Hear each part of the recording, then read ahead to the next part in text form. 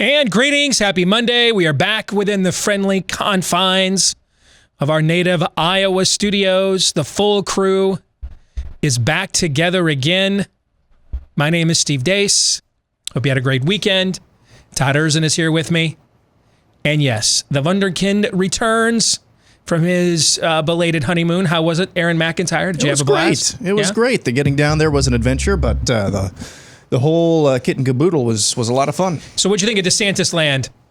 It was fun. I only got kicked out of one establishment, so that was cool. For not wearing a mask? No, it was they had a sign. McDonald's had a sign on their front door said, "Come on in." So I came on in. I got some breakfast. I started to sit down and eat it. You can't eat that in here. So I kept eating for a little while. Nice. What'd you see with masks down there? Because everybody makes a big deal. They have no mask mandates.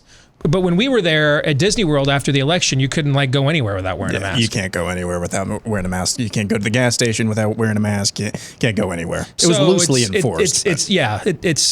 It's not a state mandate, but the private businesses down there, correct, are all enforcing it. Yeah. So, well, it's good to have you back. A lot of people missed you. It was weird, wasn't it? Doing a show for a few days, weird, without hearing Aaron's voice first, without the montage. Without the Deace group roundtable, right? Yeah, absolutely.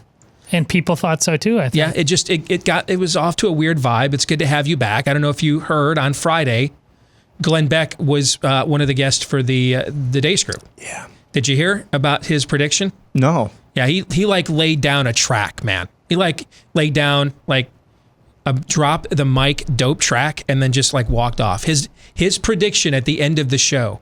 Are you ready for this? Christ returns by 2035. All right. Again, he's not claiming to be a prophet.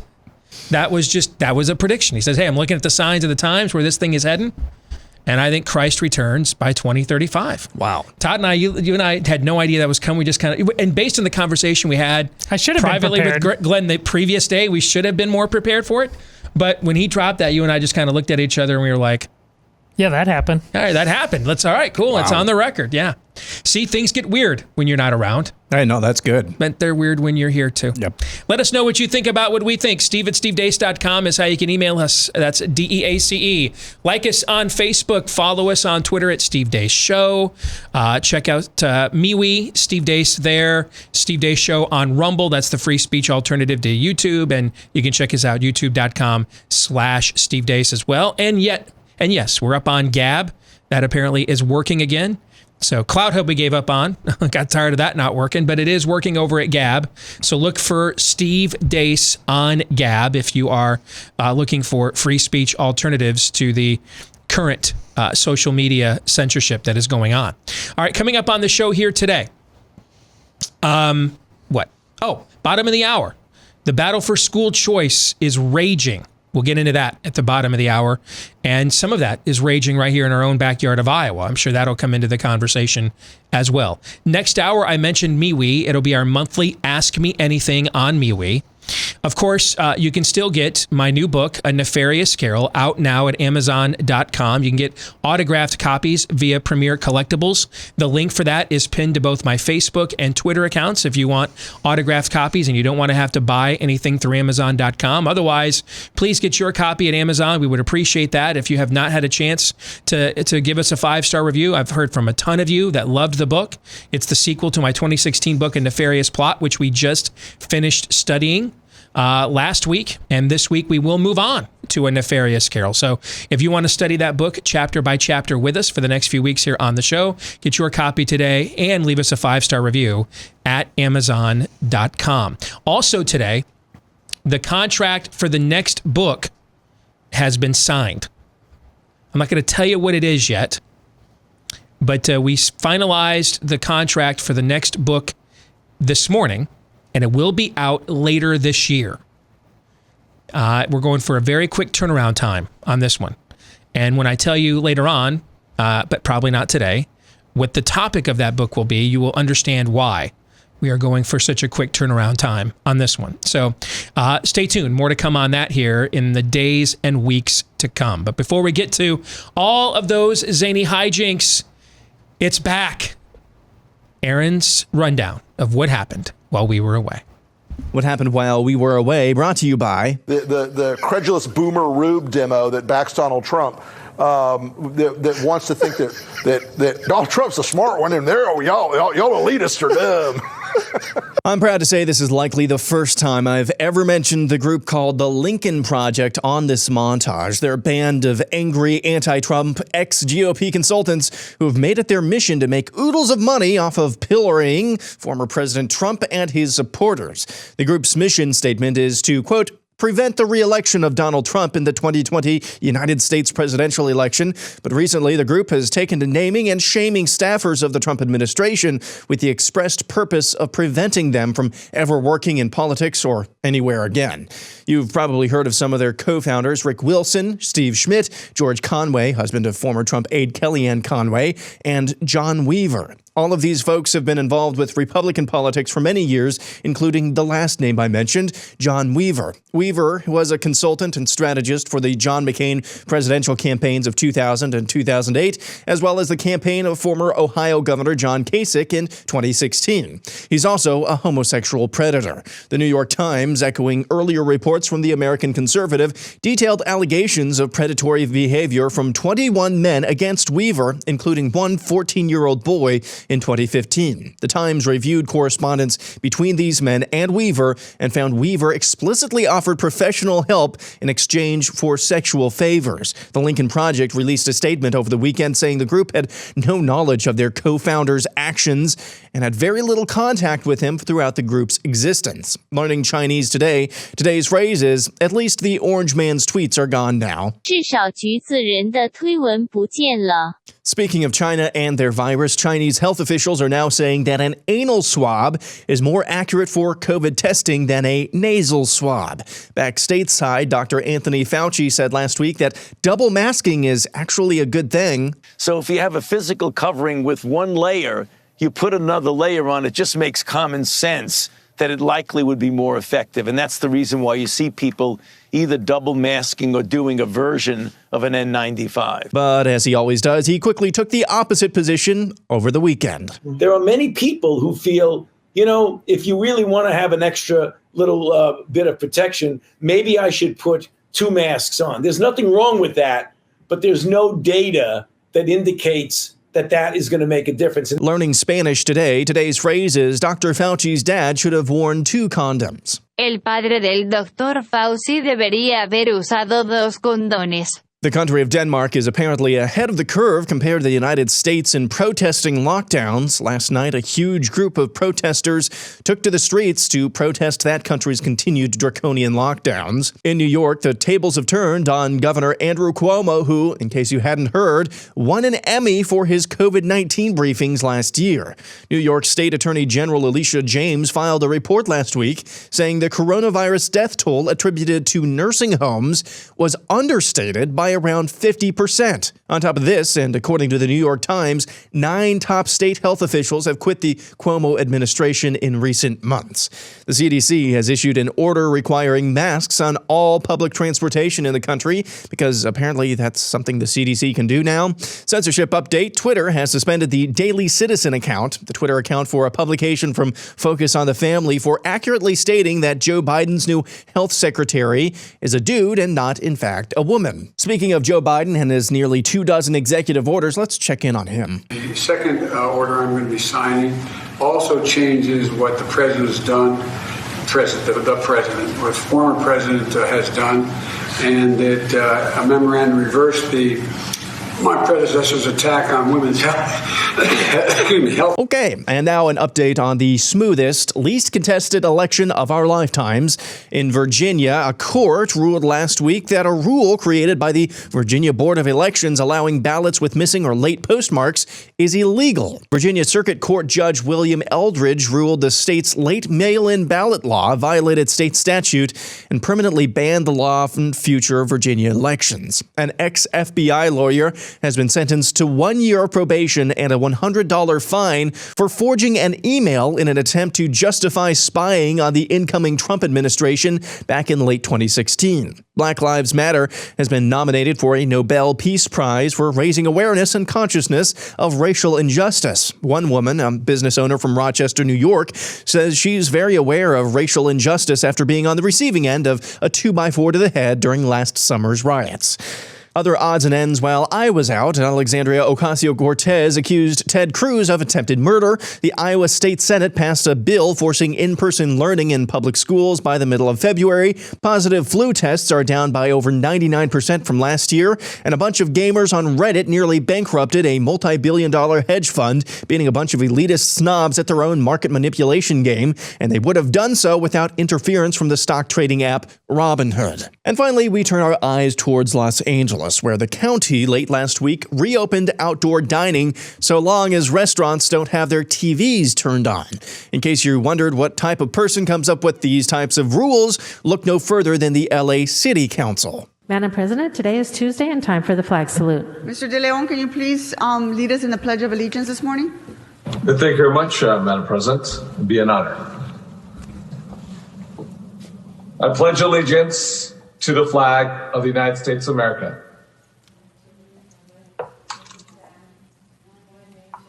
indivisible, pledge allegiance to the flag of the United States of America. For which it stands, one nation, under God, indivisible, with liberty and justice for all. And that's what happened while we were away. Gosh, I missed those. That was our most, shall we say, provocative Spanish lesson yet. Correct? I thought you'd like that one. Yeah. That you should apologize to his mother again. By the way, that one really sticks out. Sorry. We're back. Aaron's montage brought to you by a no longer whining Todd. What did I bring you this morning, Todd? What did I bring you? You brought me ice cream. I did. So Todd will no longer be whining. He will now get to try. There was no whining. There was a little bit. No. But it was a little bit. Thank you, Ron. It's gone now because I did bring him the only pint of Brooker's Founding Flavors left in my freezer that survived the children while I was in Dallas that they have not opened. Okay. I think I got like the bottom of the barrel of the cookies and cream last night, which is like one of their signature flavors because I talked to the owner and he like tracked down the guy who invented cookies and cream ice cream to learn from him, like show me your ways. Like he walked the earth looking for this guy. All right. And the cookies and cream ice cream was spectacular. And I'm not even a huge cookies and cream guy. All right. So I know you're going to like this. If you love super chunky premium ice cream, but you'd prefer that yours aren't made by those two dudes that are avowed communists. The good news is Brooker's Founding Flavors is for you. They capture the spirit and passion of revolutionary America and the founding fathers. All of them have some kind of historic or patriotic or founding father bent to them, and it tastes phenomenal. I've told you before, it's the best chocolate ice cream I've had in my entire life. And you know, I've had some chocolate ice cream before. So go online, check them out today.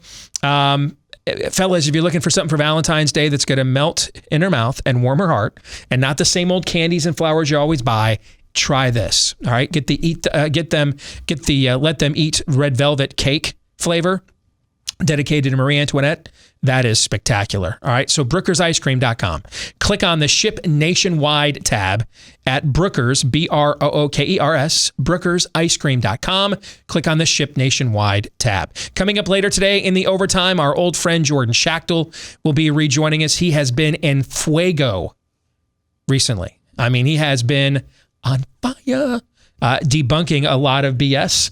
We're going to try to get to as many of those debunkings, including the scary COVID variants that shut down the University of Michigan's athletic programs, including the teams that had no positive tests, right? So we're going to get into that later today on the overtime with our good friend Jordan Schachtel, researcher extraordinaire. Do not miss it. If you are a Blaze TV subscriber, we will record that for you right after the program today, and you'll get it on demand later at blazetv.com/Deace, DEACE. If you're not yet a Blaze TV subscriber, though, and would like to become one, that's also where you can go and get a big discounted subscription today at blazetv.com/Deace. That way, you don't have to worry about big tech censorship getting in the way. Literally, any point we could get up one day and we're not on iTunes anymore. That could happen. It could never happen, but if it happened tomorrow, would it shock any of the three of us? No. So this is one way to make sure you get our content directly from us and get it at a discount at blazetv.com/Deace, DEACE.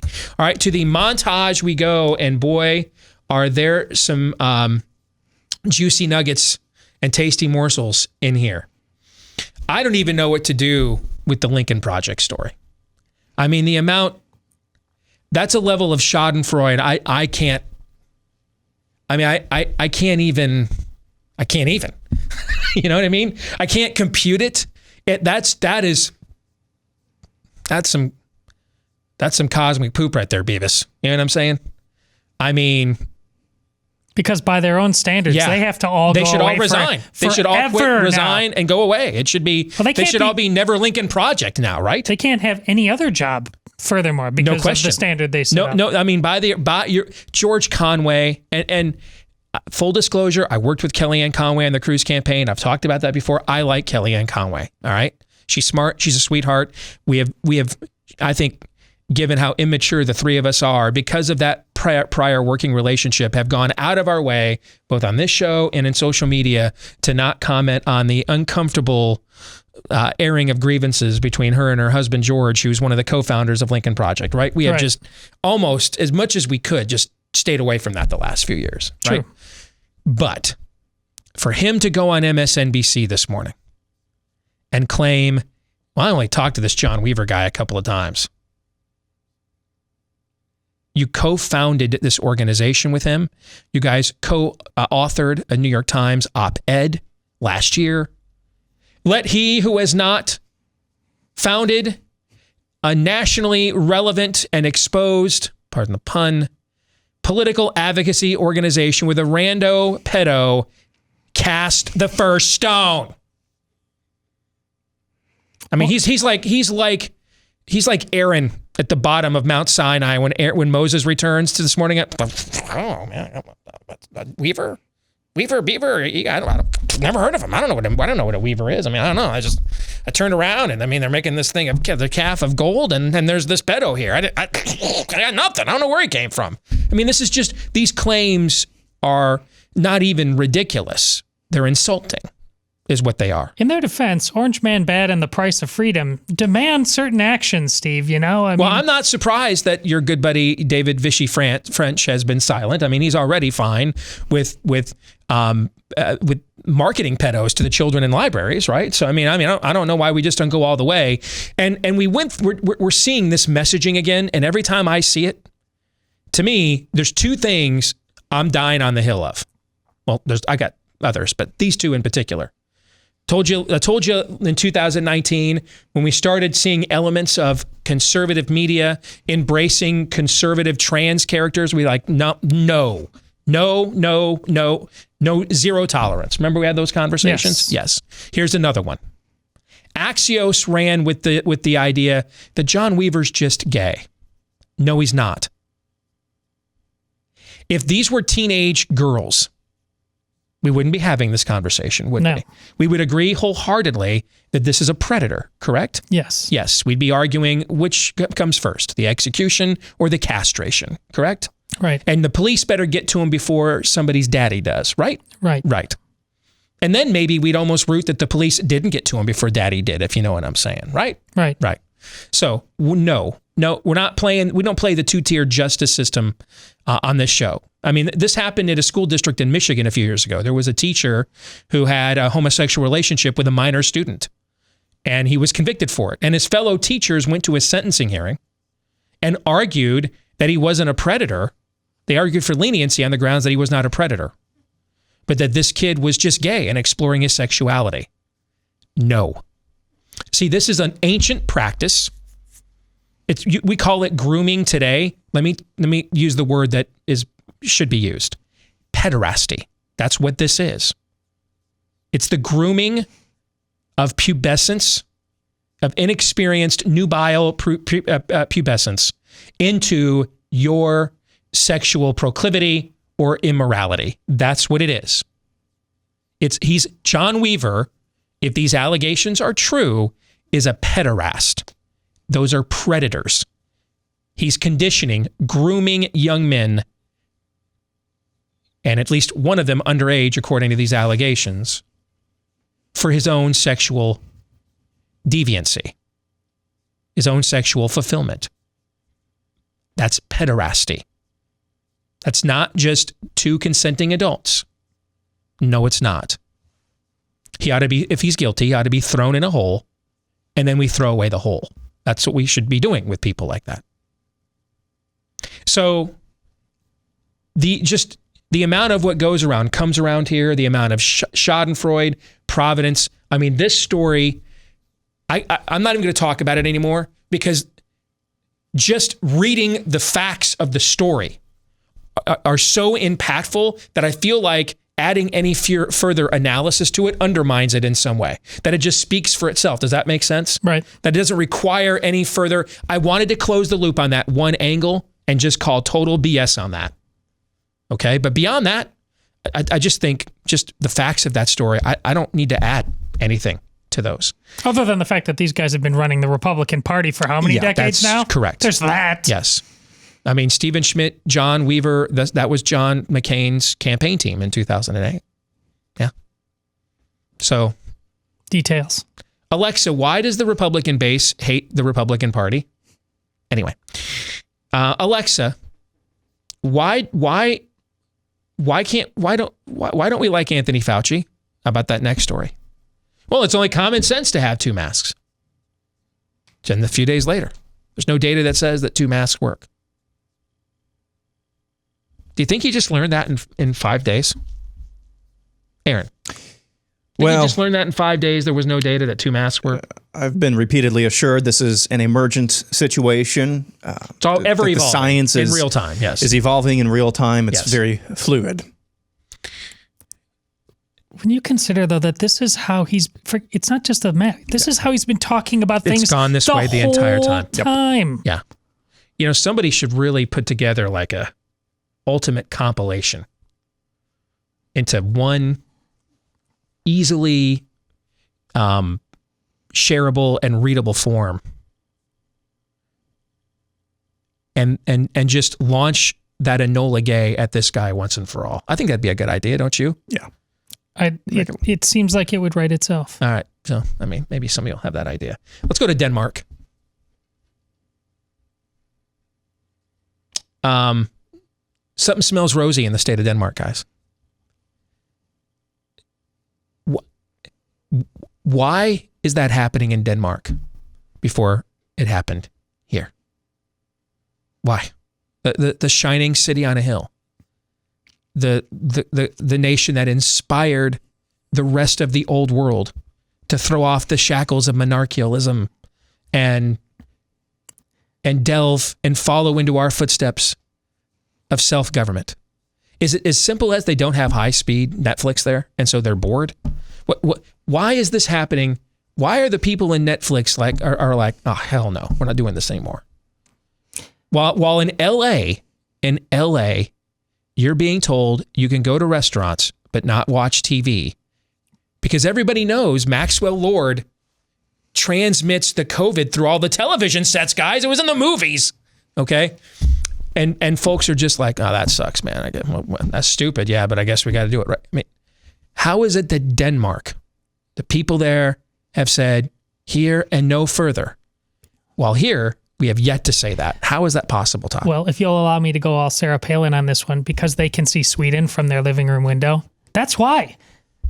And you know, the funny thing is, whenever we bring up Sweden... So the control group is right in their face. It's right in their face. Can't be memory holed by their media. It's just over the ridge, is what you're saying. Yes, and the funny thing is, whenever on social media somebody tries to clap back at us, and they always say, look at all the Nordic countries around them. They're all doing so much better. They know differently over there in Denmark. They know their lockdowns haven't been worth it. They know Sweden is having similar results after never having lockdown. They know.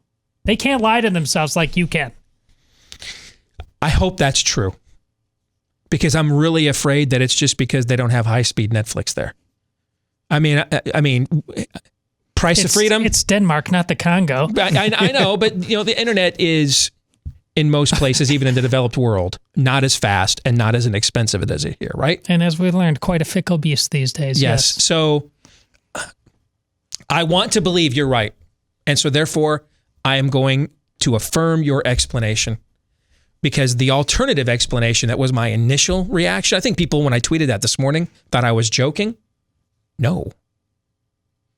I am concerned that the amount of incentive we have to stay in our homes has numbed the tree of liberty, has weakened it, has poisoned it, maybe. Mm-hmm.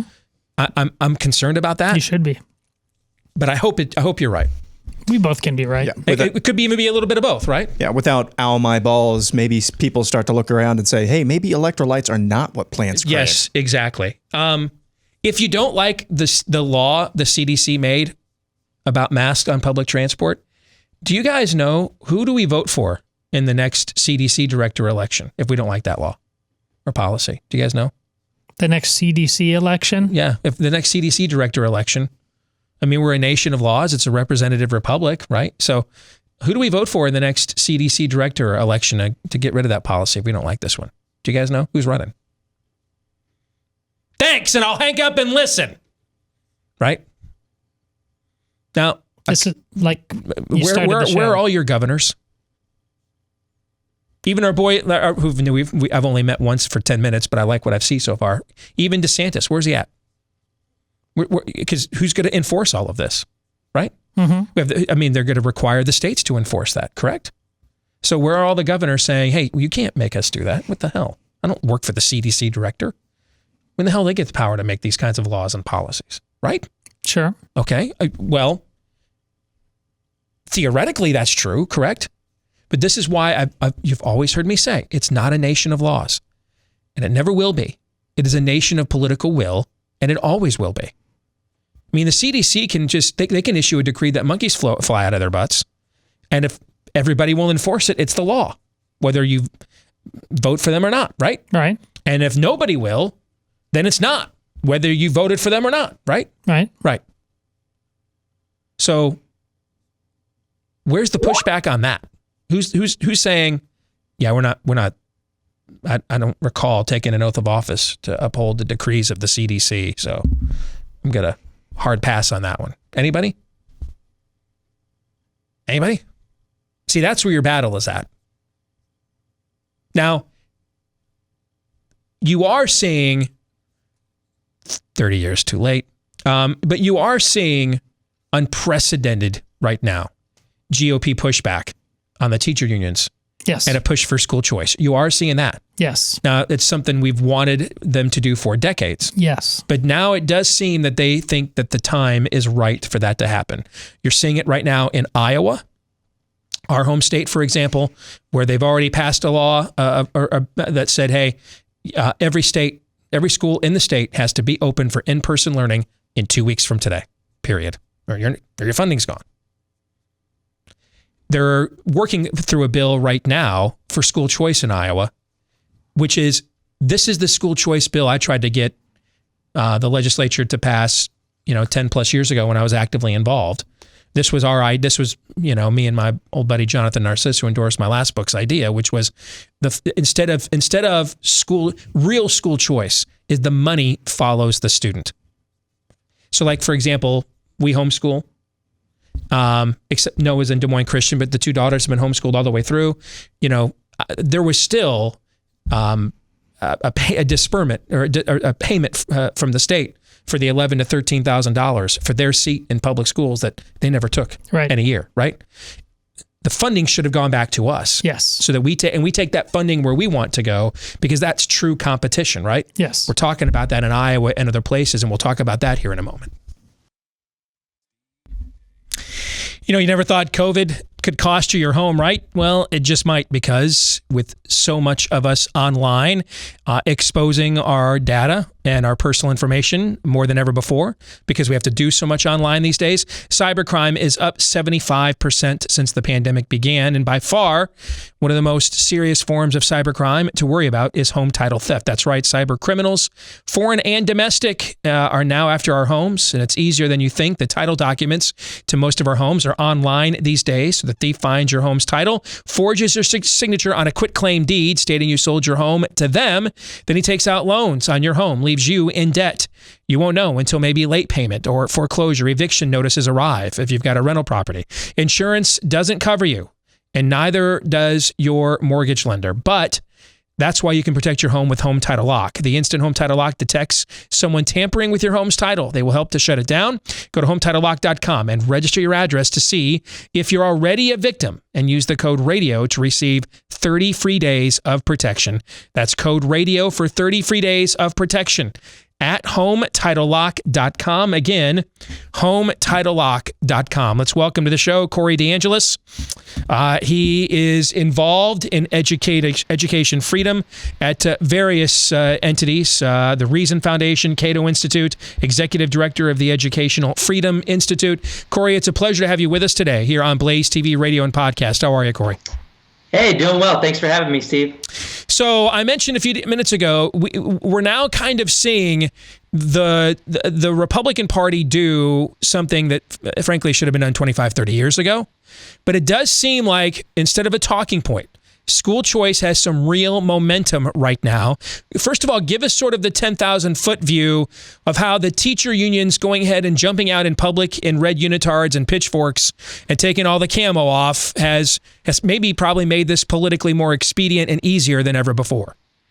Well, the teachers unions have really overplayed their hand this year. They've kept schools closed all across the country, whereas private schools have been more than happy to open their doors for business because they know that families can take their money elsewhere.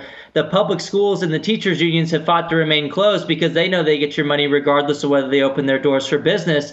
And families are supporting school choice like never before. If you look at the latest Real Clear Opinion Research poll on this nationwide, families supporting school choice jumped by 10 percentage points in just a few months in the past year, from 67% support to 77% support. And the latest polling from EdChoice similarly finds, since last year, increases in every single type of support for every type of school choice, whether it's a voucher program, tax credit scholarship, charter schools, or education savings account. So I really think the teachers unions have overplayed their hand. They've done more in the past year to advance the cause of school choice than we could have ever imagined. And so now we have at least 14 states across the nation where legislators have introduced legislation to fund students directly through things like education savings accounts, and Iowa is one of those states as well.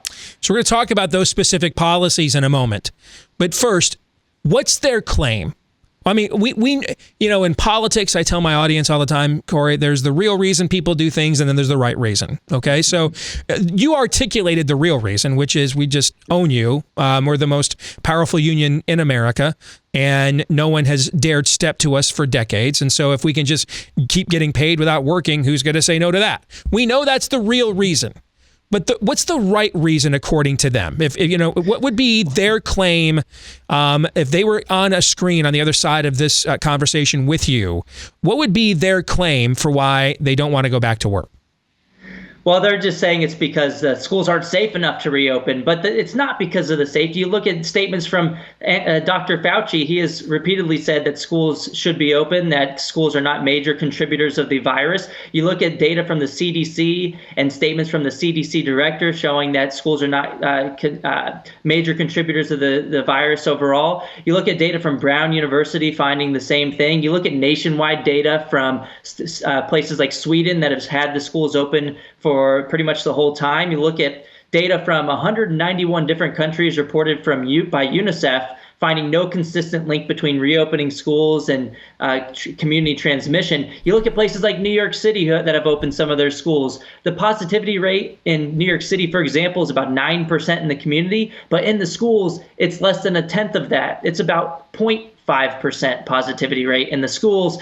So the schools are safe. I mean, and then look at the private schools. They're fighting against governments to try to reopen. Look at every other industry in the United States that is in the private sector fighting to reopen that are even more dangerous than the schools. Schools are the last things to open as far as public schools are concerned, but they're some of the safest places for children.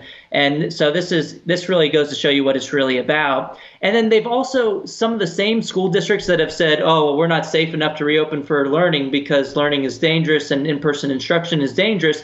They've opened the same school buildings for in-person childcare services. Mm-hmm.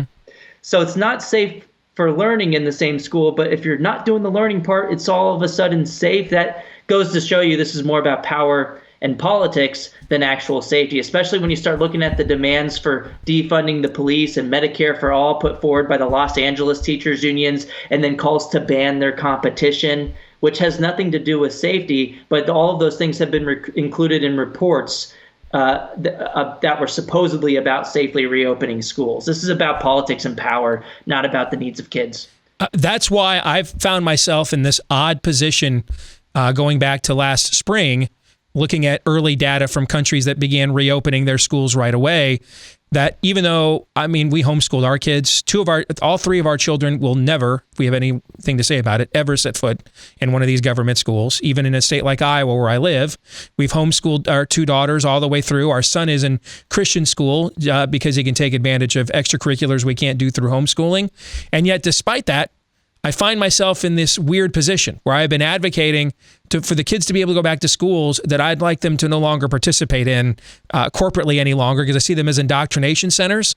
But that speaks to what you just said, which is I want parents to have the freedom to make that decision for themselves. This is a will to power. This is, hey, you know what? There's something we care about even more than the ability to indoctrinate your kids. And that's our own ability to put our boots to your throat. Our ability to throw our weight around so you know that I know and you know and you know and I know that we're the power here, not you. Over not just your children, but over you as a parent, your family, whether you can go back to work or not, whether you can resume a normal life or not. So I'm against because of what I don't like what the teacher unions have done indoctrinating our kids. I'm against anything that gives them any more power. And that's, to me, what this does. This empowers them to have even more of a say in what goes on in the daily lives of the average American. Yeah, and the way that I put it is that COVID-19 didn't break the public school system. It was already broken. The pandemic has simply shined a light on the inequities that exist in the traditional system, but then also the massive power imbalance between the teachers' unions and individual families that already exist. This has always been a problem, but the COVID-19 pandemic and the lack of a response from public schools all across the nation just makes this clear now more than ever. And this is why families are turning to things like school choice, because the only way you're ever going to fix this is to allow for bottom-up accountability by funding the students directly. Yes. And to allow them to choose. Hey, if the public school is best for you for whatever reason, regardless of whatever type of curriculum they have in the schools, you should still be able to choose that. But if not, let people take their money elsewhere to a private school, a religious or non-religious school, a charter school, or even a home-based option, which is one of the proposals in Iowa right now. It's an education savings account. The money that would have went to the public school could still go there if you choose that. But if not, it would follow the child to an education savings account. That funding could then be used for any approved education expenditure. So when I proposed this, when I was just doing local radio at the time, but when I knew several members of the Iowa legislature personally, including the leadership, I proposed this to them over a decade ago. They thought this was a nuts, crazy, the Republicans, they thought this was a nuts, stupid idea, which was the funding should go with the student.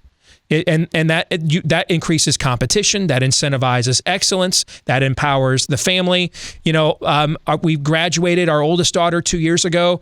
All 13 years that she never set foot in an Iowa public school, the West Des Moines School District still received anywhere from $11,000 to $13,000 of funding for her seat every single year, which she never occupied one time, while I paid out of my own pocket for more curriculum, more activities, and everything else. Right? That to me that's a double whammy. If you want to truly empower families, the money goes with the kid at the building level, whichever building they go to. That's where the money goes. Yeah, the crazy idea is residentially assigning kids to schools, whether they like that school or not, whether the family's satisfied with the services that are being provided at that school. And then this year, regardless of whether the school is even opens its doors for business, that's a crazy system. A system that makes more sense is funding the students directly to have the money follow them to whatever provider works best for them. The way that I like to point it out this year is, just imagine if you were residentially assigned to a government-run grocery store and you had to spend your money at that particular location, regardless of if you even wanted to shop there. That wouldn't make any sense. And to take that analogy further, just imagine if your grocery store didn't reopen their doors for business and they got to keep your money regardless. You'd probably see a lot of grocery stores not open right now. So I think families are starting to realize that, if the grocery store is closed, I can take my money to this other grocery store. If my public school is closed, I should be able to take my children's education dollars to another provider of the service. We should fund the students instead of the system. And this is how a lot of other taxpayer initiatives already work. Just think about it with higher education. We have the Pell Grant and the GI Bill for veterans, for example, where the money goes to the individual student, and the student can pick the public or private university of their choosing. Same thing with pre-K programs, like the federal Head Start program. The money goes to the family, and you could take that to public or private, religious or non-religious, if you'd like. And what's interesting is a lot of the people who support those other programs that fund people directly, they get all up in arms when it comes to the in-between years for K through 12 education, and the only difference is one of power dynamics. Choice is the norm when it comes to higher education and pre-K services and essentially any other industry in the United States in the private sector, but choice threatens an entrenched special interest when it comes to K through 12 education. So they fight really hard to prevent you from being able to take your children's education dollars to the provider of the service that works best for them. So we've got listeners, viewers all over the country. You mentioned more than a dozen states.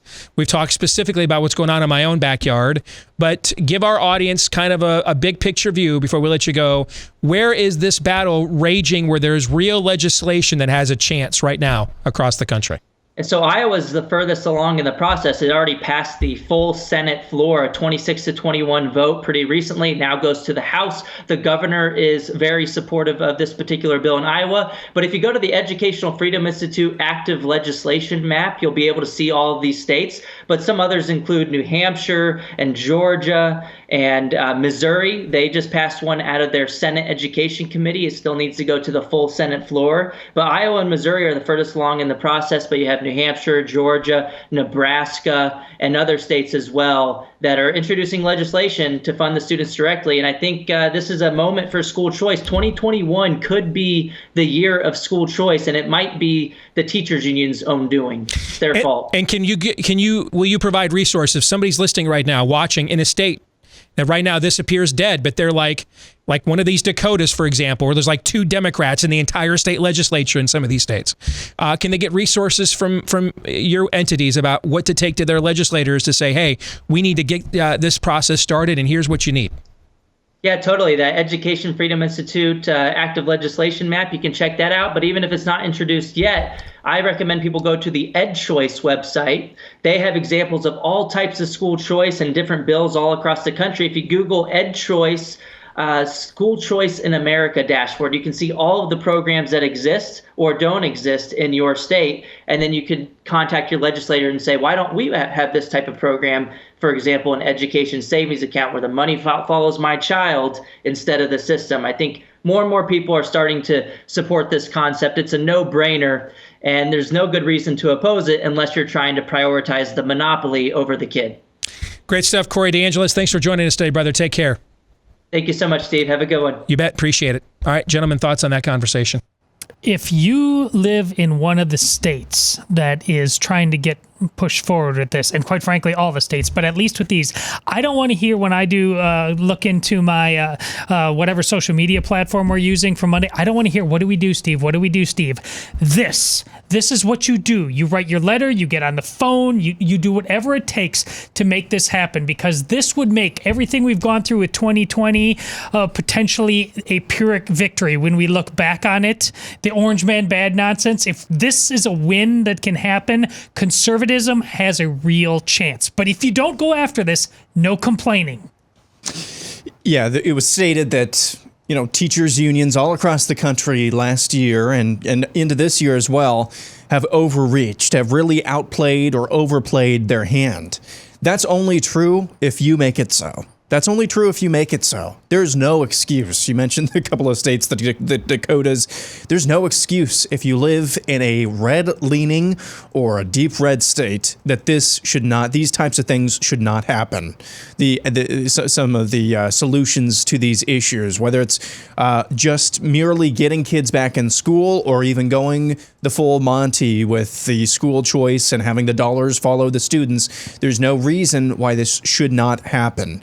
And you see what happened in Wisconsin when Scott Walker took on the teachers' unions. They're going to cry and pout, but guess what?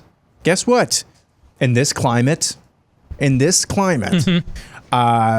going to be in even deeper doo-doo if they do that type of thing. You kept your kids out of school. You kept them out of school for almost a full year, and now you're crying and pouting to tell when you're told to go back to work, get out of here. I saw one lady here in Iowa who wrote and said, I can't believe they're doing this. I can't believe they're doing this. They're sending more money to private schools that can say no, that can reject my student.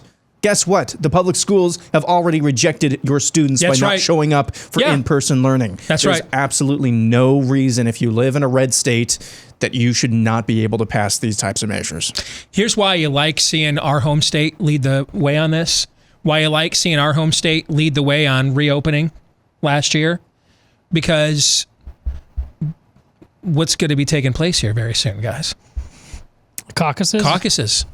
And the people that are going to have access to these candidates, mano a mano, are going to be the people who just saw their state say, we don't have to go COVID crazy, who just saw we can walk and chew gum at the same time, right? Yeah. We'd be the first state to have high school sports. We can do that.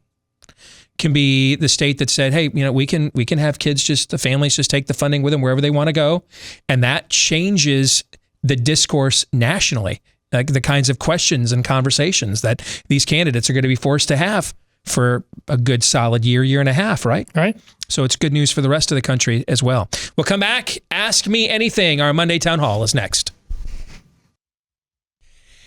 Back with Hour 2, live and on demand on BlazeTV, radio and podcast. Steve Deace with Aaron McIntyre. That's right, he's back. In case you missed it at the top of the show, he reclaimed his territory, man. I mean, he fired about 4 nuclear blasts in that rundown. A couple of them made me wince. A couple more made me laugh. A couple of them made me wince and then laugh. And then Todd Erzen, you're here too, whatever. Steve, everybody's sick of you. You were here with me last week.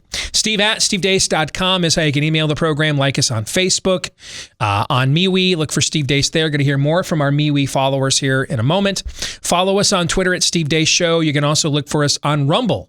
That's the alternative to YouTube, on Steve Deace Show as well. And then follow us on YouTube. Look for youtube.com/Steve Deace. And now on Gab, at gab.com/Steve Deace as well. And the last name is DeAce.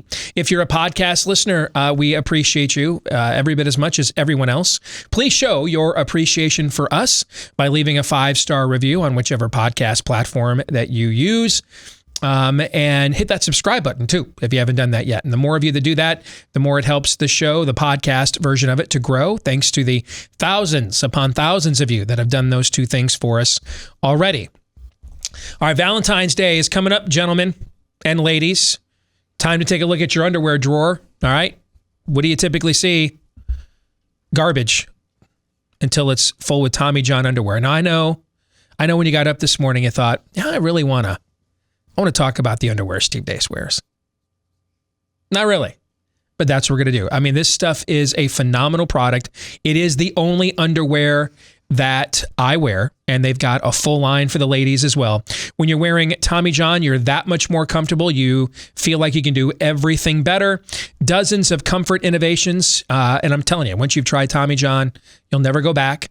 I've mentioned this when we've talked about Tommy John in the past. I got the first couple of pair for free just to try it.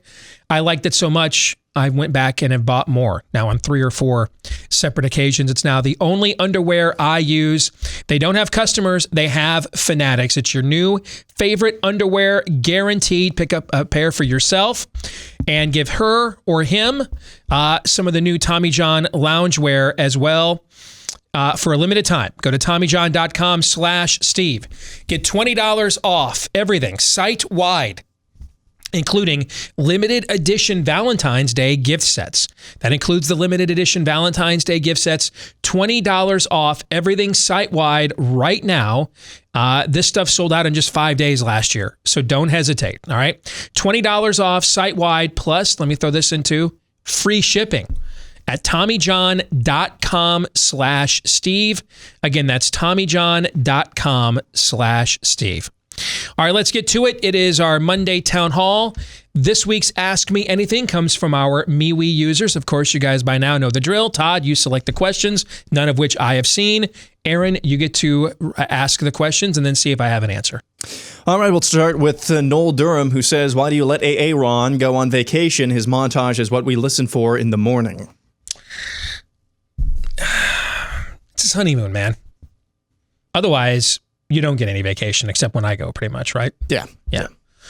But it's the honeymoon. I figured I try every now and then to be a benevolent dictator. And when he came to me hat in hand and said, please sir, it's my honeymoon. Oil. Yes. I said, all right, for the honeymoon, but don't ask again, right? That's kind of how it went down, wasn't it? Pretty much. And that's why you also got a sick little pleasure when you saw that his airplane ride out there was a little, you're like, you deserve this for even daring to ask me. I showed no sympathy at all. I tweeted him a planes, trains, and automobile gift, right? We just watched that the other day. Yeah. You just lived it from what I understand. Yeah. So how was that nicotine-stained rental car, by the way? You know what? Budgets, they really stepped up. I went back to the airport to retrieve the bag that Southwest lost the next day with the nicotine-stained car. Within 5 minutes, they gave me like a brand new Mazda CX-5. Did they really?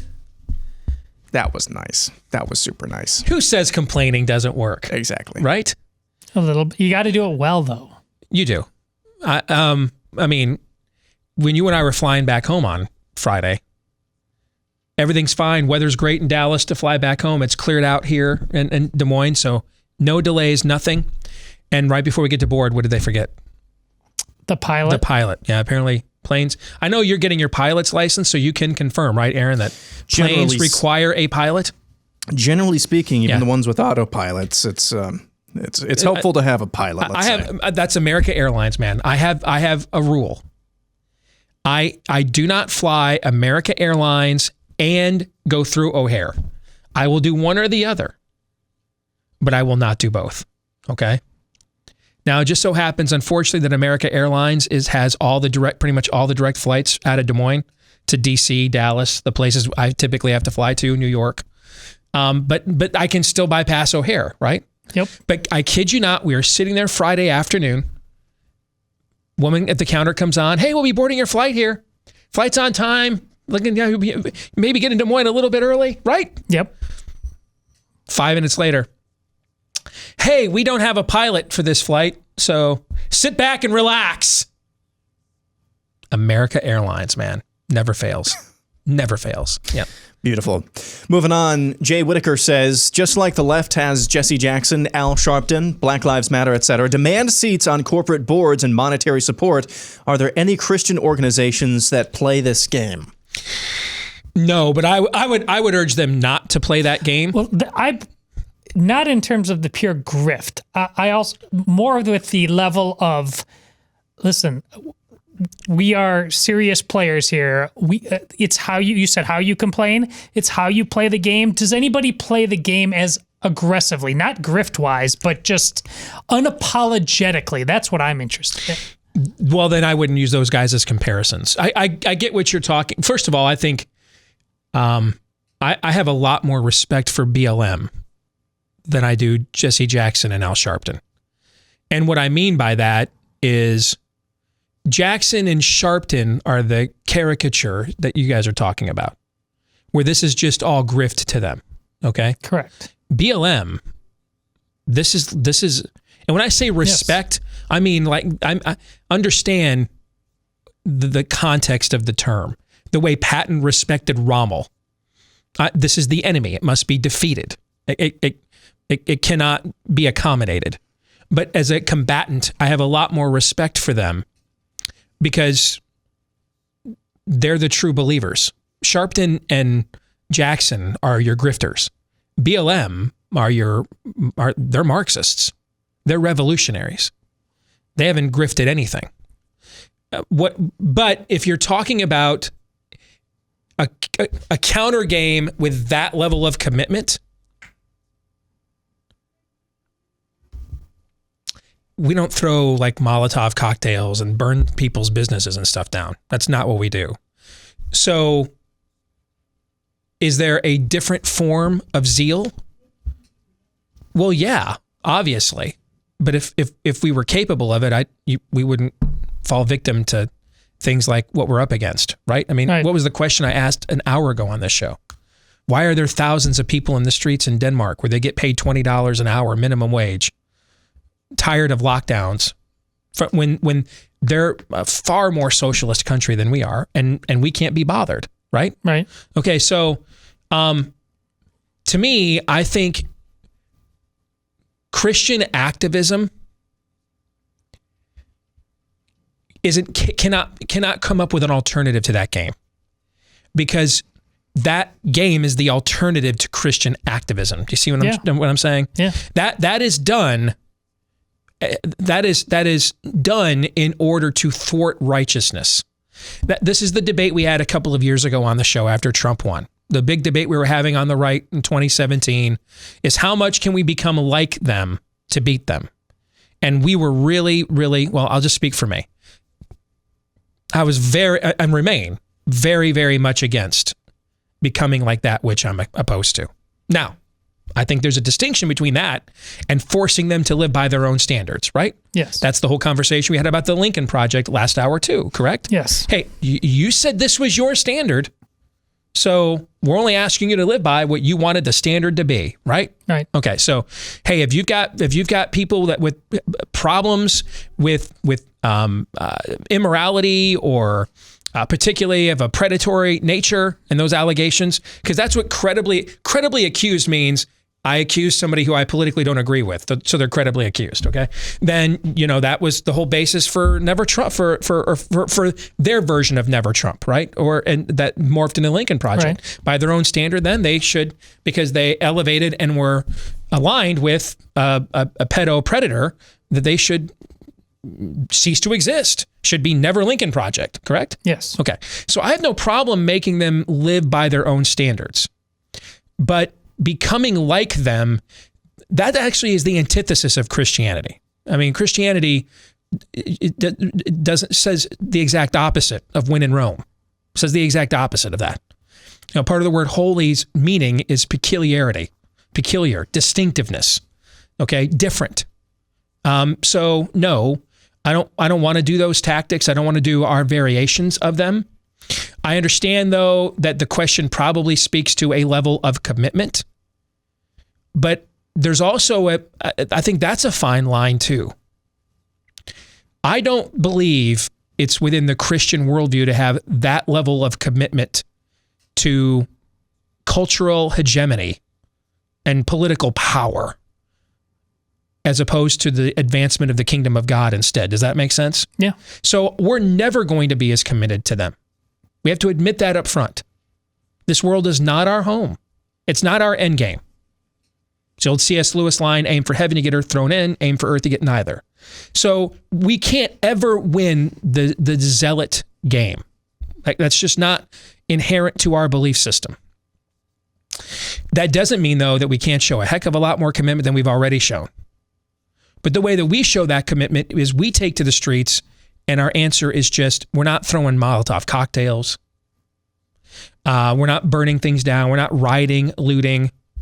What we're doing is we're here and we all say, no, we're not doing this anymore. That's the answer. No. You may come out now and try to arrest all 10,000 of us. Good luck with that. But the answer is no. No. And we're rolling tape. We all got our camera phones out. The world's watching. They're going to watch all of you do this to us live on television. You sure you got the stomach for that political pushback?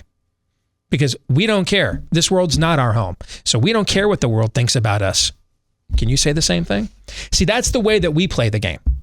Or that's our game to play, I should say. But we will never have a variation of their game. Their game is deconstructive in nature. It's demonic. So they're playing a different game. Can we have a lot more commitment than we currently have? Is the Pope Catholic? Don't answer that. Let me choose another one. Does a bear poo in the woods? Yeah, we can show a lot more commitment. But our commitment comes from our willingness to suffer for what we believe. Their commitment comes from their willingness to inflict suffering on those who don't believe as they do. You see what I'm saying? So there's always going to be a difference. Next question. Next up, Susan Harville says, I live in France. I watch Russian children's shows, which are actually cute and funny with my grandkids.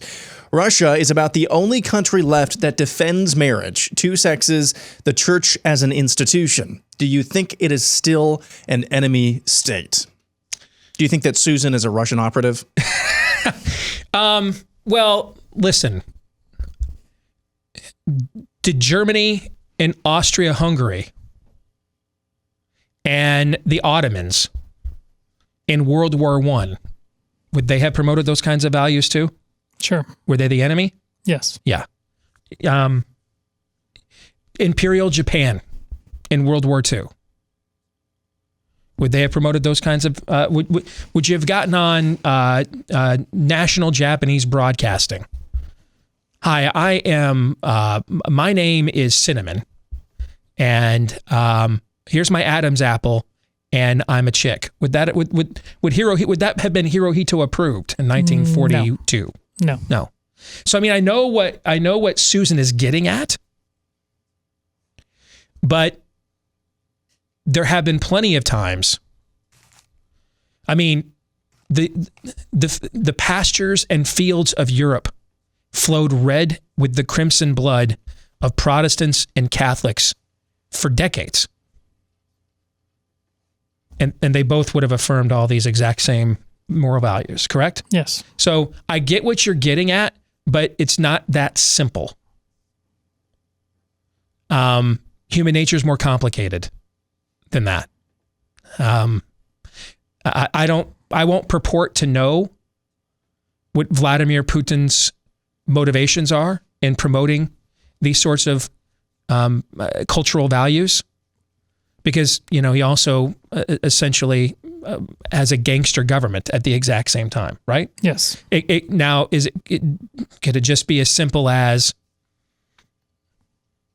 I can't afford to be overrun by political correctness because my people are commodities to me, and them believing in these values makes them be better commodities. So it's just a pure mathematical equation, purely a utilitarian conclusion. That could be his motivation, right? Sure. So that means he would have come to the right conclusion, but for the wrong reasons, right? Right. Because do we have really any evidence that Vladimir Putin is a respecter of transcendence? No. So, on the other hand, I applaud them for marketing, doing that kind of programming and sharing it with the world. But I don't think it's as simple as correlation equals causation in these kinds of cases. Think of it in terms of from your people, Steve, the Italian mob. Mm-hmm. Big families, often Catholic families. Somebody was in mass every Sunday. Yeah. But still. And then afterwards, they might have, put a bullet behind in the skull of somebody. Human nature is just more complicated than that. We all are. I mean, we all have. Well, there's the phrase "honor among thieves." There's codes. There's a notion of right and wrong. Sometimes right, but the mere existence of right now, we'll tip the cat to them. At least right now in a land of decadence where you look around and there's almost nothing that people will say is right and wrong other than power. You can give them that much. They have not gone totally off the deep end on what's a gender and what's a family. That's okay, but you don't have to ignore everything else either. No, you don't. And I think you have to look at things holistically. Yeah. And that's one of the reasons why. So the last guest we just had on, Corey DeAngelis. Mm-hmm. One of the organizations that he works with is called what? Reason. And another one is Cato. Mm-hmm. Okay. Cato is the quintessential white paper, Washington, D.C., libertarian, right of center think tank that is most of the time useless. And unless we want to release a whole bunch of, you can have the Daniel Horowitz view on prison reform, that it's jailbreak. You can think it's great policy. All right. The New Testament instinct in me wants to lean and err on the side of redemption. You know what I'm saying? Mm-hmm. Okay. On the other hand, the total depravity in me says that's usually doesn't turn out well when we go down that road, right? We can have varying debates about this. What we cannot debate, though, is we're mostly letting guilty people out of prison. That's not debatable. That's not debatable. This isn't an innocence project. You know, which, by the way, you know, I like what they do. They go back and look at every death penalty case, and does the forensic evidence stand up? Because I mean, if we're that's a punishment that if we get that wrong, nobody comes back from it, right? So I'm all for capital punishment, but I'm also for it being used in the most judicious manner possible. That's not what prison reform was. Not an innocence project. It was, hey, these people have been in prison for too long for the crimes they committed, so we're going to let them out. So it is not debatable that we let a bunch of guilty people out of prison, right? Right. And so we can have varying views on what that means. And Cato Institute, some of their people in the past, I'm a xenophobe for wanting strong border control, right? Yep. But on this one, on education, I think they're 100% right on. So the way we roll on our show is there are no permanent adversaries. And there are no permanent allies. If you're with us on this occasion, we agree with you. And if you're against us on this occasion, didn't matter what we thought about you all the previous other occasions, we're not with you. It's literally on a case-by-case situational basis. So we had if that conversation was about immigration, it would not have gone as smoothly and friendly as it did, because I don't agree with them on that. I think they're wrong. But since it wasn't about that, it was about something I do agree with them on, it went great. And I think that's one way for all of us to keep our sanity. Is just right now, I think you're right. Tomorrow I might not. Right now I think you're wrong. Tomorrow I might not. Does that make sense? Agreed. All right. Up next, Jay Smith says, if by some miracle they prove Biden cheated and Trump actually won the election, how would things go from there? I mean, I think, well, here is what I am told. I am told that the speculation over the weekend that that Trump lost his legal team either was a bad thing because they ran out on him, or a good thing because it showed that this isn't a serious prosecution. I'm told either one of those explanations is not true. I'm told Trump is demanding his legal team. Now, is this information I'm getting true? I guess we'll find out when the trial happens, if it does, and then we see what defense they put forth, right? Sure. But I am told that Trump is demanding that his defense team not argue his defense on the grounds that it's unconstitutional to impeach a president who's no longer in office, but on the merits of his claim that the election was stolen. I sincerely hope that is true. This country, we're like Gotham City at the beginning of The Dark Knight Rises. We have buried so many ugly things, afraid of letting the truth have its way. And on the outside, it looks great, right? But burgeoning there just underneath the surface is all the consequences for trying to keep this all buried for so long. I believe they used mail-in balloting to steal the election. I believe that. Did I say I know that? No. Did I say I believe it? Yes. Those are two different things. Yes. Now they can merge together, right? But do I? And they're merging in your favor based on what Aaron said in the montage about Virginia. It's happened. Now all of a sudden, 538 now wants. We were talking about those benchmark counties. The day after the election on this show, and others here at the Blaze. Now all of a sudden it's been almost a month since Joe Biden has been certified the winner. Now 538 wants to go and look at how he won only one of the 20 benchmark counties that have decided the modern presidency for like the last 100 years or something. I believe it based on the prima facie evidence of outcomes that when I reverse the math, when I do the math backwards, aren't congruent. Okay? It's got to be congruent. It's got to match up frontwards and backwards. Otherwise, it's an IHME model. That's what I believe the last election was. It's an IHME. It's a projection of an outcome that they wanted. And they just, whatever we got to do to get there. Now, I could be wrong, and I'm not afraid if I'm wrong.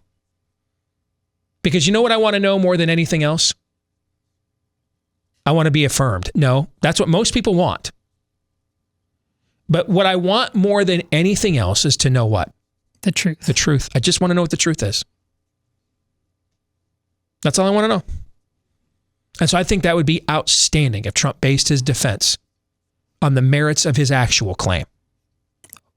And we are certain if Biden did in fact win, he won by a lot less than they're saying he did. I'm absolutely certain of that. I don't see, well, to me, that's not even a debatable point. Right. Because the only way this margin stands up is if we agree that you can just make up election law in real time, as opposed to what we knew what the law was going into the actual election. Yes. That's why Samuel Alito, what did he do the first weekend after the election? What did he ask to be set aside? The ballots in Pennsylvania that came in after the due date, right? Correct. That's the story that Aaron had in another state, in Virginia, okay? Remember how Trump was shockingly leading in Virginia all night long until we got to the very end of the night, a state that he didn't even compete for. Remember that. And then at the very end, it's when there was a massive voter dump. Now, given the way I went through this in the Ken Cuccinelli election in Virginia in 2013, same thing happened there. We didn't have mail-in voting. Ken was leading the whole time, shocking everybody until we got down to the last like 4% of precincts. And that's when the inner cities came in and he ended up losing by 2 or 3 points. That could have happened here. Don't we deserve, though, to find out? We must for our future. I agree. So I would be ecstatic if Trump based his decision on this. Now, they're not going to sit back. Let's say Trump does base his defense on this, and it's successful, and it radically alters the outcome of the race. We're not, Luis Mensch isn't going to have the sergeant of arms of the Supreme Court come and arrest the president, and we're not going to have a replacement. What it would do is severely damage Joe Biden's presidency, the credibility of it. Whatever percentage you think it is right now that Trump will run again in 2024 and be the GOP nominee, provided he's healthy, multiply that by 10 million, okay? Because it's over right then and there, in my view. You're getting a rematch, provided Joe Biden and Donald Trump at their ages can both live that long. That would be the outcome. It would way strengthen Trump's political future. It would mortally wound Joe Biden, the credibility of Joe Biden's presidency, but he wouldn't cease being president. Anybody agree, disagree with that? Agree. Yeah. Yeah, I can't imagine. I mean, you're in Kobayashi Maru territory in many ways. It's a bad outcome no matter what.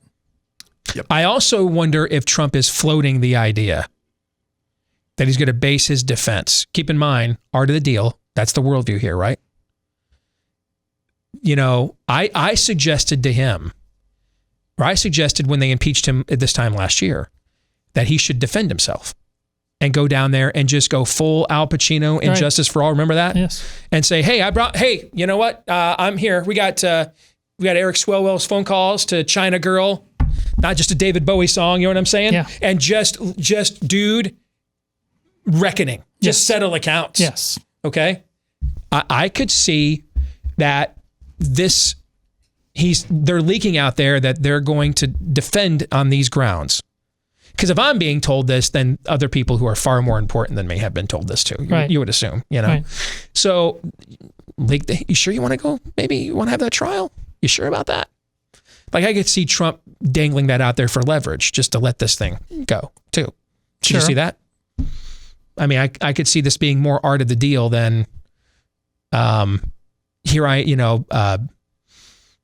Luther at Wittenberg, but who knows? Maybe this is his only Nixon can go to China moment. But I think the country needs to have that hearing, needs to have that aired out. It'd be good for everybody involved. Let's get to some definitive truth. There's too much willingness. Las Vegas shooter, 2020 election, FISA warrants. What else? What else am I? Any number of things, COVID related, COVID and lockdown related. Yeah, lockdown related. There's the truth needs to have its way in America again. Up next, Juan Baez Valiente says, please clarify this for me. Why are businesses allowed to discriminate and force you to wear a medical device against your will in order to do business if they are subject to U.S. laws, but not allowed to discriminate in other ways?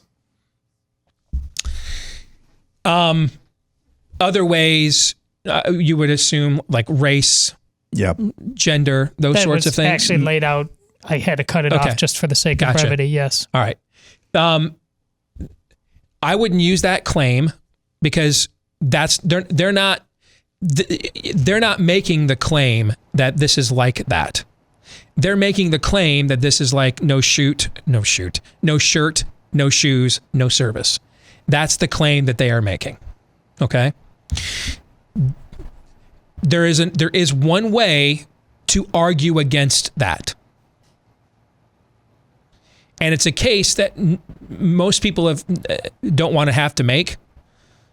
I'll discuss that and why it's a case most people don't want to have to make when we come back. Well, the good news is it was just Built Bar time here a little while ago. The best protein bar you've ever had. Eat healthier, eat tastier food. You don't have to make any more compromises anymore where health is concerned with the best protein bar of all time. It tastes just like a candy bar. All flavors, over 20 of them, covered in real chocolate. I just had leftover from Christmas season, the candy cane mint brownie. It's phenomenal. Here's the bad news. I have still not received my chocolate chip cookie dough Built Bars. And I'm not happy about that right now. Okay. So I don't know who needs to hear this, but I need my chocolate chip cookie dough Built Bars. I'm tired of hearing about how great they are from the audience. I need to experience this for myself. All right. So Built Bar, less than 180 calories or less in every bar, up to 20 grams of protein in every bar, 5 carbs, 5 grams of sugar or less in every bar. I mean, it's just a phenomenal product. And right now you can get started at Built Bar, BUILT, BuiltBar.com. Use the promo code DACE and get 20% off your next order at BuiltBar.com, promo code DACE. I'm telling you, you won't regret it. It's the best protein bar that's ever been made, and it's not even a close second. BuiltBar.com, promo code DACE. All right, let's get back to our Ask Me Anything. And so the question we were asked before is, how can these businesses get away with forcing us to wear masks? That's essentially the question, right? Right. So they would say it is similar to when we demand that you wear a shirt, shoes, no shirt, no shoes, no service. That's been pretty standard most of our lives. Yeah. And Aaron can't remember a time that in his life where that was not the case. There's one way to argue against this, but it's a path no one has been willing to go down. Now, maybe there's another way to successfully argue against this, but I still think we're back to the argument that I'm about to cite. Any path you make to argue against this, any kind of constitutional path, anything, you still would have to make the argument I'm about to make. The argument is I don't even think you can successfully make the argument that the masks don't work. I walk into Walmart in the summertime and I'm wearing, a sleeveless thin t-shirt because it's 130 degrees outside, right? As opposed to not wearing a shirt at all. If I slip and fall at Walmart on my back, is that thin veneer of clothing going to provide any protection against me from not getting injured on their company property. No. As opposed to if I wore no shirt at all. Right. Right. See, so I don't think you can even make the argument that the masks don't work. I think you have to make the argument that the masks are bad. That the masks make it work. Or make it worse, I should say. So like the other Biden COVID advisor is this Michael Osterholm, who he's taken several different positions on this too. He wrote one of the very first pieces in the Washington Post against lockdowns back in March. We cited it at the time. He was I think it was well into June of last year. Masks don't work. Now he's masked all the time. He was the guy that was doing the media after the election calling for a national lockdown, to the point that Biden had to come out and say we're not going to have a national lockdown because Osterholm kept calling for one. Now he's out there right after Fauci said, yes, wearing 2 masks is common sense, which he's since taken back. Osterholm came out like the next day and said double masking could actually make the problem worse because of what it does to stifle the human immune system, your ability to breathe, things of that nature. See, I think to successfully sue, you have to make the case that forcing me to wear a mask is bad for my health. It'd be like forcing me. It's like one thing when we used to have smoking and non-smoking sections at restaurants. It's like forcing me to smoke. To come to eat at your restaurant, I have to smoke a cigarette. I think you'd have to make the argument that the masks endanger you. That they're a public menace, not a nuisance, but a menace. I could be wrong, but that's my own analysis as to why we've not seen more legal challenges and pushbacks of this, because the precedent has already been set that they can protect themselves from liability, right? Right. And and we want business owners to be able to protect themselves from liability. So therefore, you have to make the case that your liability is higher or on par with theirs. That the masks don't, it's just not that they don't work. Because then they'll just turn right around and say, well, it's better than nothing. We're trying here. You know what I'm saying? Sure. Which is probably what they just should have said all along. If they just would have said that all along, we probably wouldn't be having any of the arguments about masks we're having at the moment. People would be pissed. They'd be tired of it, bored. They're a nuisance. I hate it. Okay.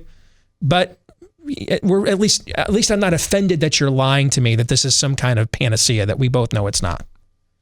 But I think for you to successfully argue with private businesses, you have to make the case that the masks are not just a nuisance, but a menace. They're not just useless, but bad. Any thoughts on that? Well, it's like if this COVID thing had never happened, but a shop owner who has some sort of immune issue, right, and they wear a mask and they require everybody else to come in. That makes your point, I think, more clearly. Put COVID aside. Mm-hmm. I think you would absolutely, it's their business here. I'm bringing you into my home. You would have to argue that the harm to me potentially is at least equal or greater than the harm to you. Right. I think if I had to, if I were strategizing, if you hired me to strategize how to successfully push back on this, what I would do is actually go after government on the effectiveness of the masks. Because then you can, if you win that case in the public arena, then to me, we can now in the private sector, we can have businesses that will compete against each other. Hey, we don't make you wear a mask here at our hardware store. Everybody knows they don't work, right? We just had the, Deace versus Iowa case at the U.S. Supreme Court last week. Supreme Court agreed. The data shows the masks don't work. So no point in continuing to do this. Then it's really, now you've got a free market a competitive situation of who just does this from a virtue signaling standpoint to who now, hey, I want the business of the people that don't want to wear these anymore. Right. You know what I'm saying? And I think it's a much lower threshold to prove. In fact, I know it is, because very few people have done more research on this than we have. It's a much lower threshold to prove they're ineffective than they make matters worse. We're probably months away from data that can definitively tell us if they make matters worse or not. But we have all the data that shows they're ineffective and don't work. And so what's the point of your mandate then? Yeah, now, and I can argue constitutionality with government. I can't really argue constitutionality with a private business that this is in their terms of service, so to speak. Right. When there's other places I could go. We want to create those other places you can go, though, by winning the argument against government. Because these private businesses, do they have their own CDCs? Are they doing their own research? No. So if they're not virtue signaling, what are they basing their data off of? The government. The government. So to me, go after the government. Okay. Maybe to underline this might be of some interest as well. You look at businesses, when Bella and I went to the theme parks that we went to in Orlando, their terms of service or whatever we had to sign explicitly said they're not going to be held liable if you get a sickness. We still had to wear a mask. There were still oodles of social distancing, lots of plexiglass panels everywhere, gently enforced everywhere. I took an exit survey for Universal. This is Universal Theme Park Orlando, both the Universal Studios and Islands of Adventure. Towards the end of this survey, they asked me 3 really interesting questions on a scale of, I think, 1 to 100, what I disagree. They asked me about civil liberties in the face of this pandemic. They asked me how confident I was, if it was better to get back to normal or if I was too scared to go back to normal. And they asked me another question about kind of in that same vein as well. Why would they do that? Businesses are trying to figure out who is scared and who just wants to go back to normal. If the people who are scared are still doing business with you, then you leave the restrictions in place. If the people doing business with you are not afraid, then why do you have those restrictions in place in the first place? That's kind of a brand of what you're talking about here. They're trying to figure out how little they have to spend on these mitigation efforts. The shackle that will the latch that opens the floodgates of what you're talking about is to win the argument with government that the masks don't work. Because the government is providing the seal of approval to all of this. Win the argument with government that the masks don't work, and then I think you see the dam break on pitting private industry against one another for a particular clientele. I agree. We know more about that, but I still, going back to where you started, I still think we're going to get to the knowledge faster of masks were actually bad than the former, because the government does not want to give up the ghost on what it's been saying this whole time. Hey, one of the things that makes our pets happy, most of us don't do, and it's not our fault. Just probably haven't thought about it before. I mean, the reason when you go grocery shopping, the supplement section at most stores is one of the largest in the entire building, is a lot of the foods we buy now have been sterilized, stripped of all the pre and probiotics, vitamins, minerals, nutrients, antioxidants that we need, because leaving that stuff in there doesn't lead itself to long shelf life, mass distribution. The food spoils faster. Well, now you need to know. They do the same thing with our pets' food as well. Chances are that dry food your dog loves, it's sterile the minute it leaves the store. Thankfully, though, they've now got a supplement just like we do. It's called Rough Greens. It's a delicious powder. No, I've not tasted it myself, but our dog Cap loves it. It's a delicious powder with all those vitamins and nutrients and minerals mixed into the food your dog already loves. And now they've got not just the cuddles and the walks and the grooms, but now the nutrition that they need from you as well. If you want to see, if you don't see a difference in your dog in 14 days or less, go to roughgreens.com/blaze, RUFF, for roughgreens.com/blaze. Try the Jumpstart bag today for just $14.95. That's less than $15 at roughgreens.com/blaze. All right, let's continue on with the Ask Me Anything. David Way says, if the totally justified assault on the corporate elites and Wall Street in recent weeks continues as successfully as it has been, will it cause a total meltdown of the current financial structure and land us in a Great Depression scenario? So I have said for years, and you guys probably have heard me say this since you were just listeners to this when it was a local show, that I disagreed with the Ron Pauls of the world that we were headed to some kind of meltdown. zombie apocalypse, that we would eventually reach a debt threshold that was unsustainable. Folks, we reached a debt threshold that was unsustainable in like 1983, okay? Debt is just, the reason throughout history debt loads have been unsustainable for empires or for any nation is because the nation that you're in debt to sends their army when you can't pay.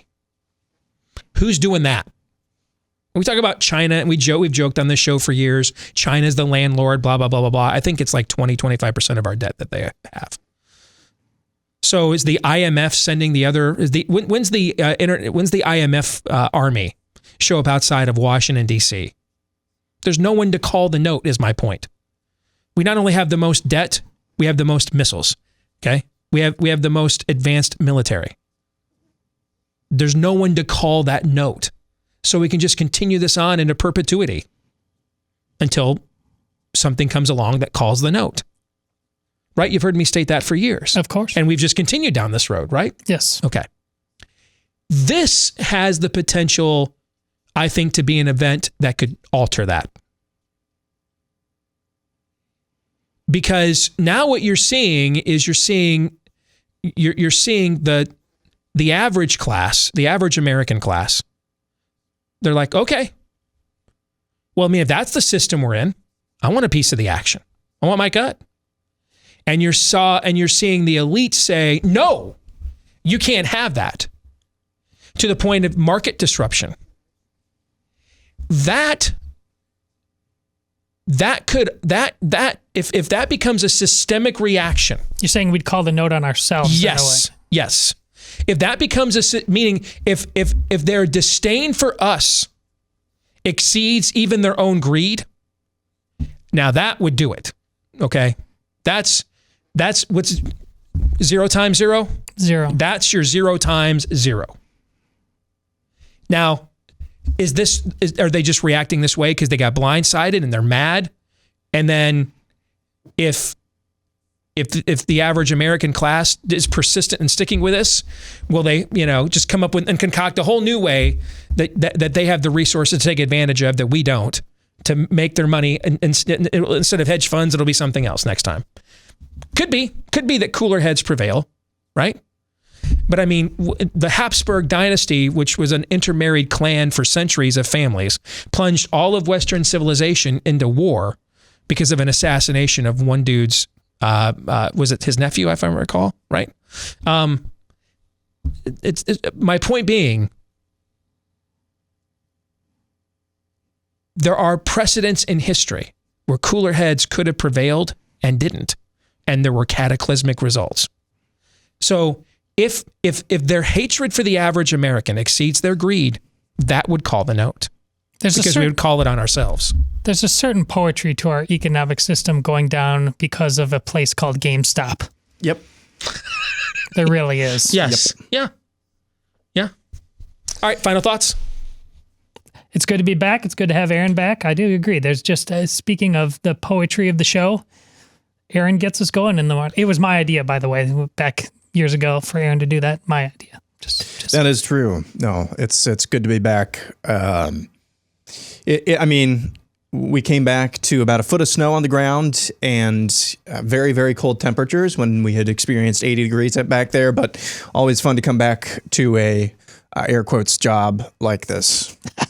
How are you supposed to take that? Well, I mean that in a good, it doesn't feel like a job. All right. Okay, good. Okay. Just wanted to clarify. I wasn't sure what that meant. All right. We've got the overtime coming your way. Our good friend Jordan Schachtel's going to join us. He has been on fire as of late. BlazeTV.com/Deace is where you can watch the overtime later today. For the rest of you, we'll see you tomorrow. John 3:17.